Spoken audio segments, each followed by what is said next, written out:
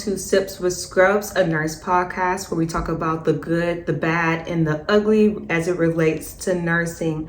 I am your host, Nurse Lainey. I don't know why I always stumble over my words on that part, but hey y'all, I'm your host, Nurse Lainey. If you're new here, welcome. And then if you aren't, welcome back for another episode to you guys. So as you can see, it is just me for this episode, and we're going to get into another nursing school story that I'm going to share with y'all. But first, we'll talk about our sips of the day. So today we are sipping on water. Y'all already know, if you've been listening, that I'm on my health and wellness journey. So I'm trying to get my water intake in. I feel like I've had 3 glasses so far. I'm not sure, but I'm gonna try to do better. We're gonna try to make this a thing, guys. So today we're sipping on water, okay? Now we're gonna get into what would Lainey do.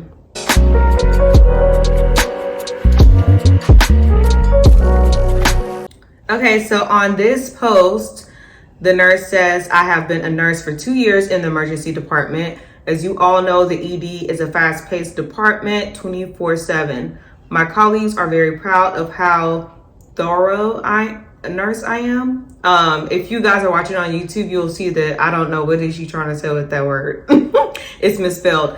But it goes on to say, I always receive compliments about my critical thinking and my ability to handle different cases at the same time. However, for the past couple of months, I have started to become anxious after work.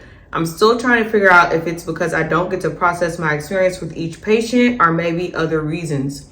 I find myself constantly checking my vitals in the middle of the night just to make sure I am okay, I am alive.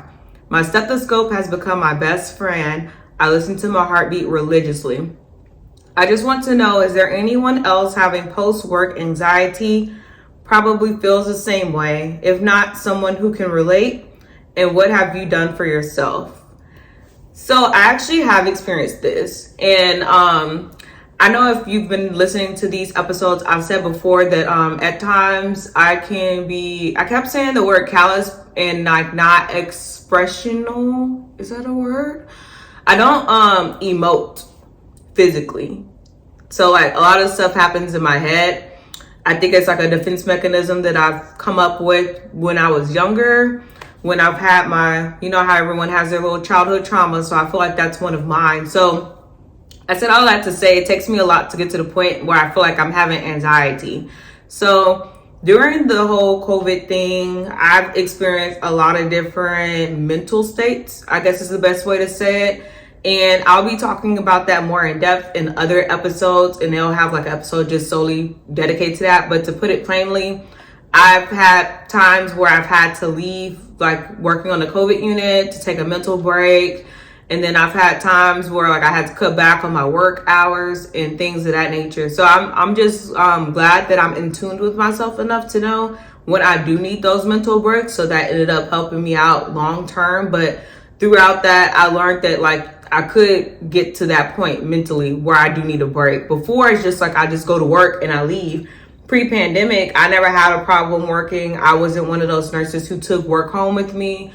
Even if I experienced patient death, I was very compartmentalized and I didn't take that home with me. It wasn't until COVID where I started experiencing issues with having anxiety as it relates to going to work, and then having difficulty sleeping because of that. So it actually didn't develop until a little bit later. I feel like when we were in the thick of things, I was just so drained and so tired that when I got home, I just went to sleep. I didn't have the ability to process anything because then I had to go back to work the next day. And I was just working through it. But at the same time, I wasn't working through it, the mental state. I was just working through the day, if that makes any sense. So it wasn't until I believe the beginning of this year, 2022, where I started having symptoms of having anxiety outside of work and having difficulty sleeping as a result of that.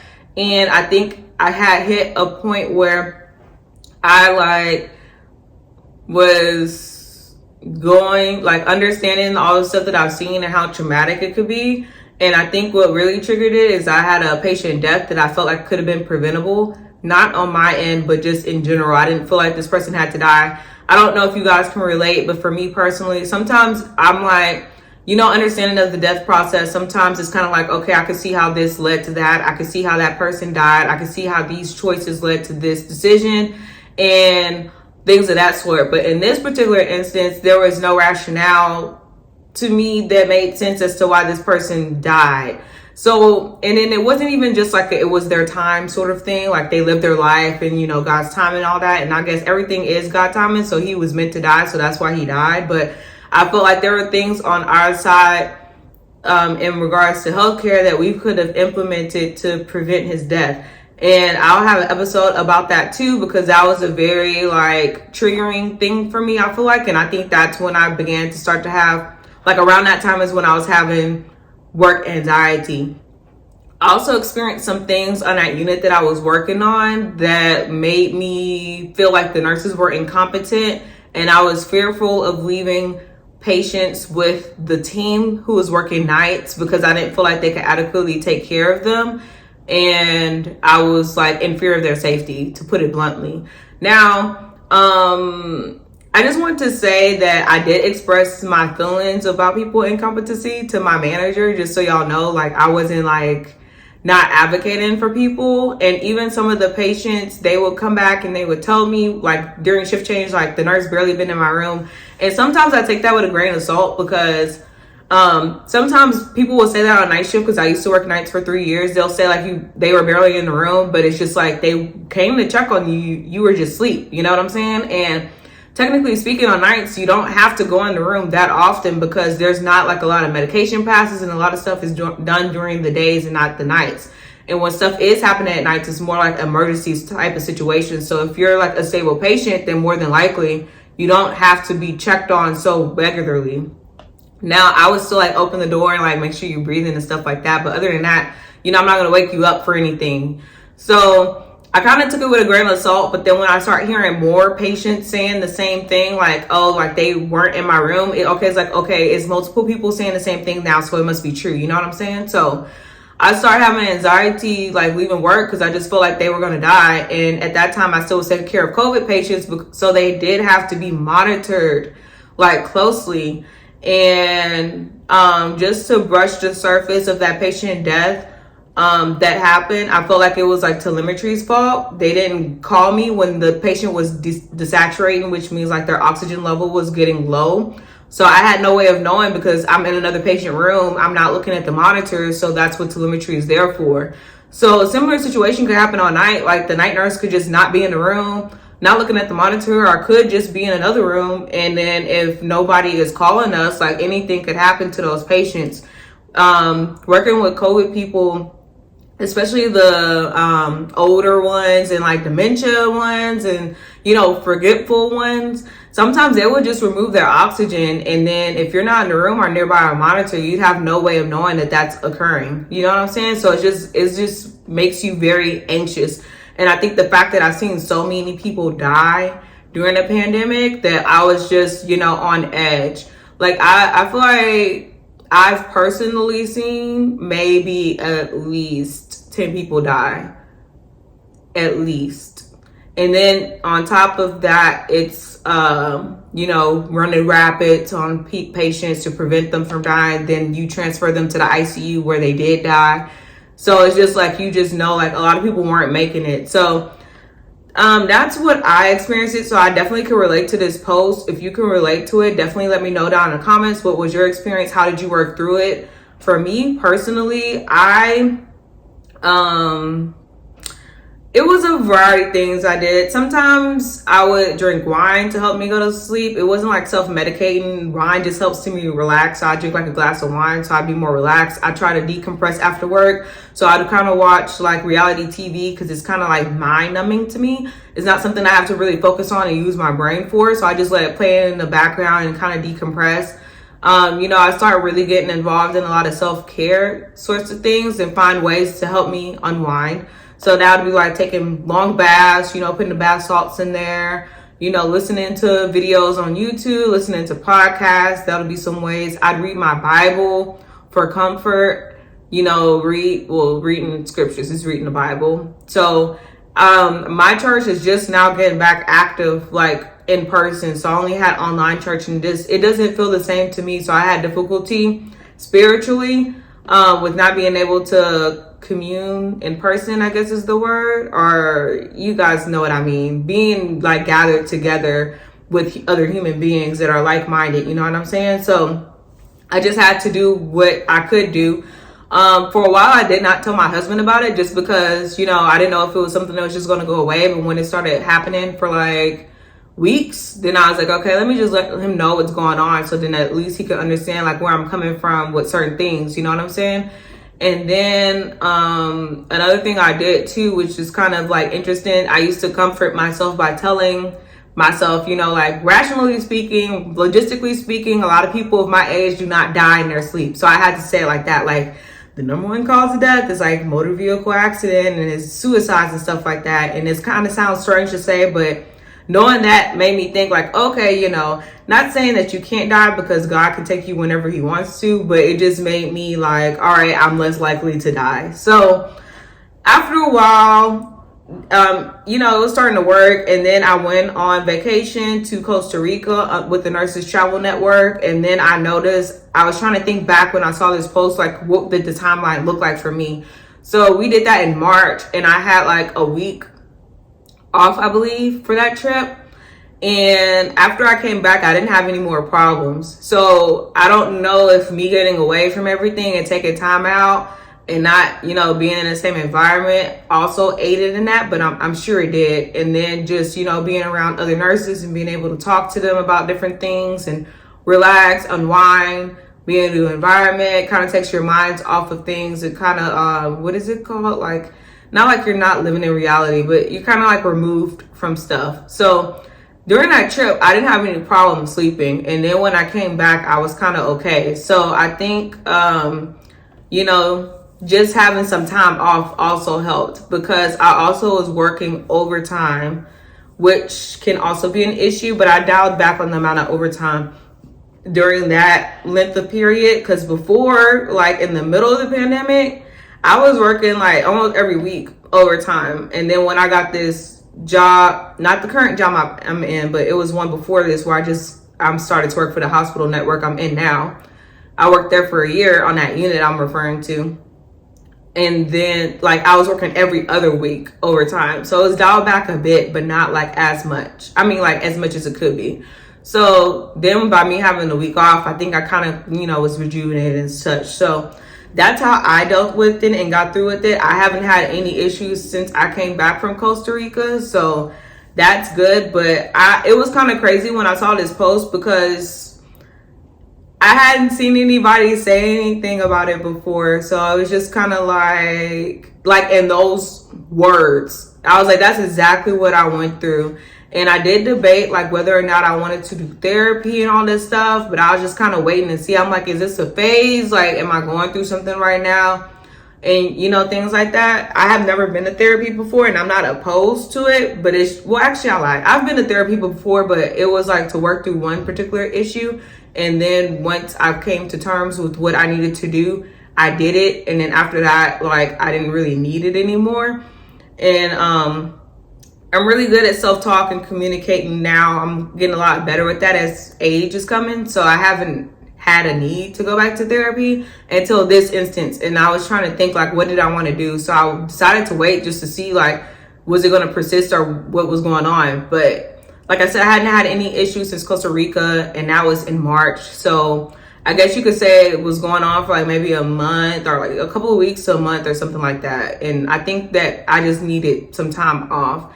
So definitely, you guys assess what's going on with yourself emotionally. I know this is cliche to say, but you can't take care of other people if you're not taking care of yourself. Make sure you're working the amount of hours that's doable for you. Everybody's different. Everybody can tolerate different things. And then even if you can tolerate it, sometimes you go through periods of time where you can't. So it's just like, sometimes you just have to dial it back a bit, and then you can go like hard again. So definitely just wanted to share that with you guys, because that was something I related to personally. I don't know if there's anybody else out there like us who had a situation like that. But like I said, definitely let us know down below in the comments and we can talk about it some more. So now we're going to get into our topic for today.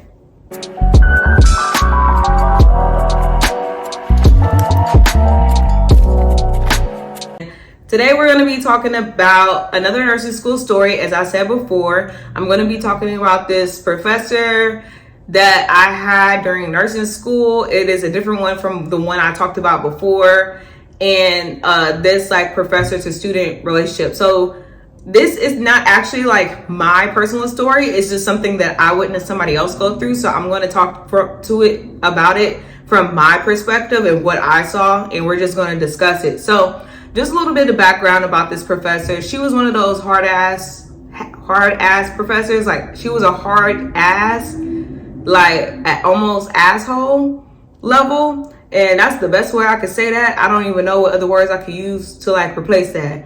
She was like a hard ass / asshole, and her classes were hard. Like, and she was one of them ones that would tell you in the beginning, you know, like, this many people failed my class, you know, this many people have passed the test and stuff like that. So she will like kind of like, I don't know if it was like to intimidate you or what, but she came off like that in the beginning of the semester. Like, hey, like a lot of people don't pass and blah, blah, blah. So we're just like, okay.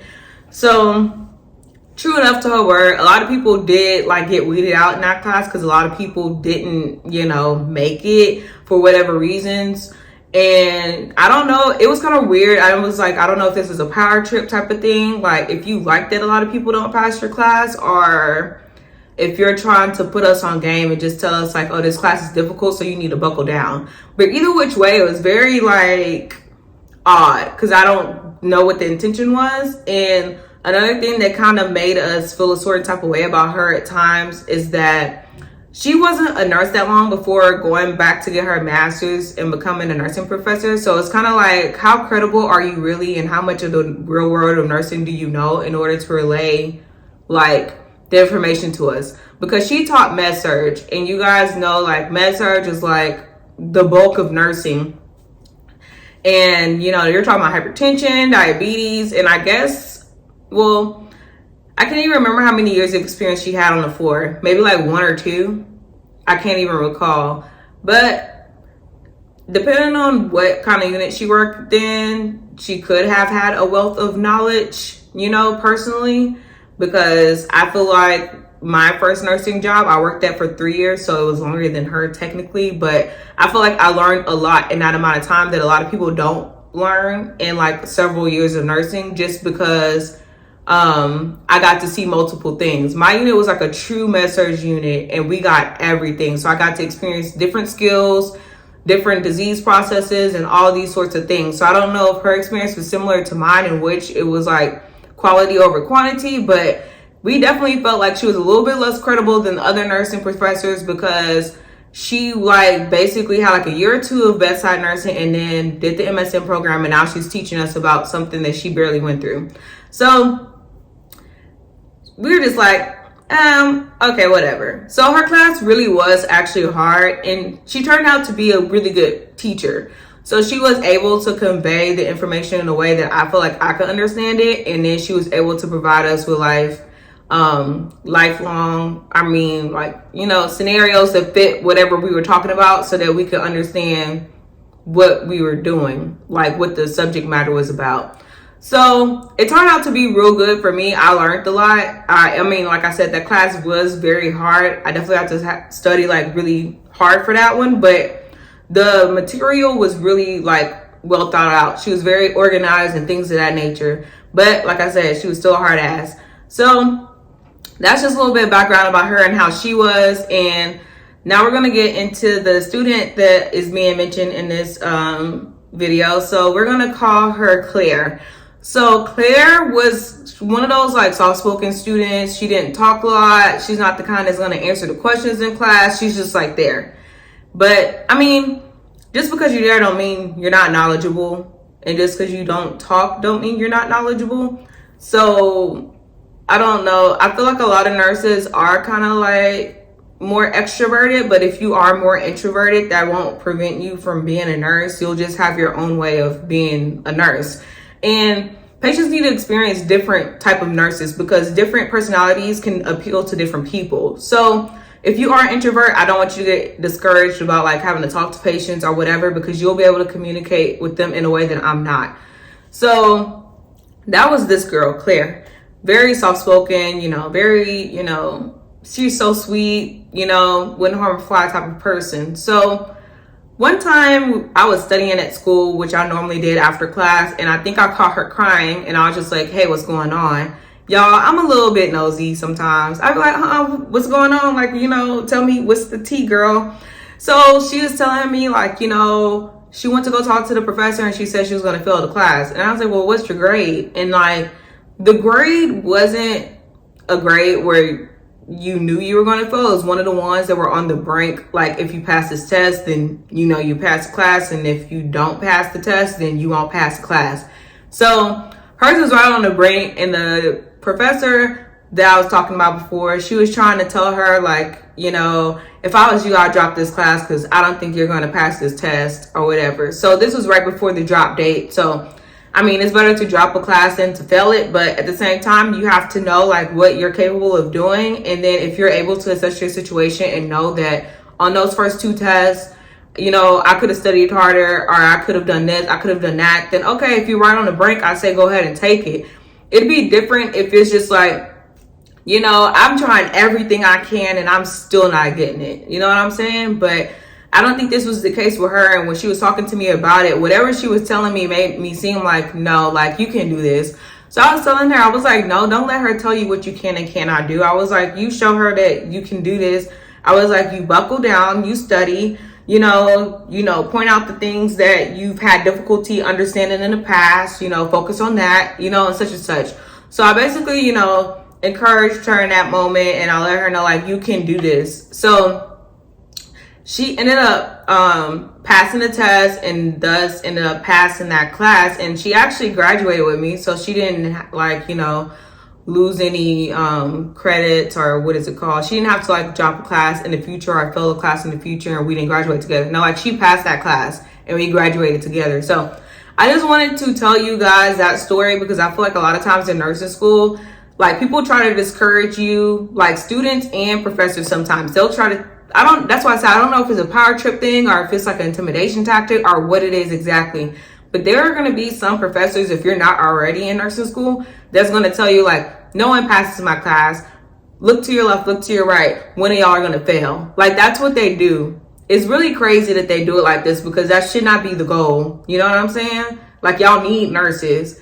And I understand like you trying to make competent nurses and they need to grasp the material at hand. But that whole look to your left, look to your right, like I don't subscribe to that. So I wanted to share that with y'all because if you haven't experienced that, you probably will experience it if you're going to go to nursing school. And I just want to, encourage you guys that you guys can do it. The thing is, you just need to figure out what are you missing. Sometimes it's content related, and then sometimes it's more so how to answer questions and like you not understanding exactly what the question is asking you to do. So once you understand which one you are, then you're able to better address your weaknesses so that you can get through it. So don't let anybody tell you what you can and cannot do. Only you know that. And ultimately, nursing school and being a nurse is about believing in yourself. If you don't believe in yourself, then who will? Like, that's just on period.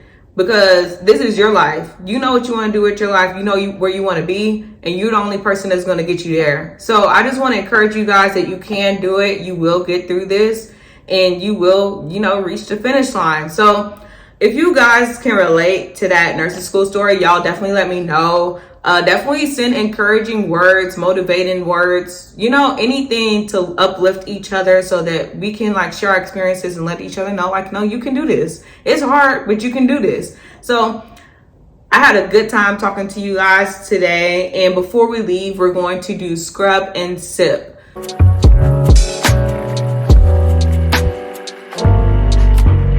So scrub and sip. Let's see. So for those who are just now listening for the first time, so what scrub and sip is that we're going to scrub from our mind one bad thing or something that we didn't particularly like about the healthcare system.